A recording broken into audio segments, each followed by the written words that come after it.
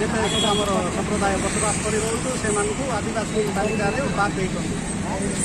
ଯେଉଁ ସୁବିଧା ପାଉଛନ୍ତି ସେମାନେ ଖଣ୍ଡାଧରା।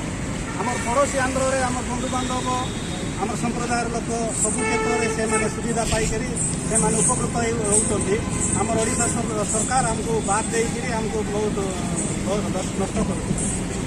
ଆପଣ ଆଜି ଭାବରେ ଆପଣ ଜାଣିପାରିଲେ ବିଶେଷ କରି ମାନେ କାହା ଉପରେ ବେଶୀ ଆମର ବିଶେଷ କରି ପୂଜା ବାକି ସଂସ୍କୃତି ପରମ୍ପରାକୁ ଆମେ ଧ୍ୟାନ ରଖିକରି ଆମେ ପୂଜାପାଠ କରି ସବୁ କ୍ଷେତ୍ରରେ ସବୁ କାମରେ ଆମେ ପୂଜା କରିକିରି ପ୍ରକୃତି ପୂଜା କରିକିରି ଆମେ କାମ ଆରମ୍ଭ କରିବୁ। ଏଟା କେତେ ଆମର ଅଲ୍ ଓଡ଼ିଶାରେ 6 ଲକ୍ଷ ଉପରେ ଅଛୁ ଆମେ।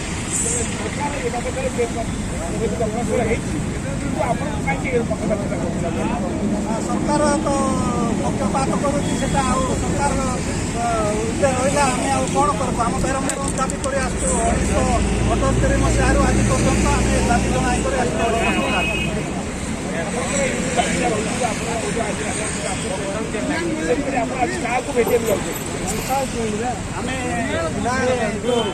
ଧର୍ମାନ୍ତରିତକରଣ ଆମର ଲୋକମାନଙ୍କୁ କରିଦେଇକରି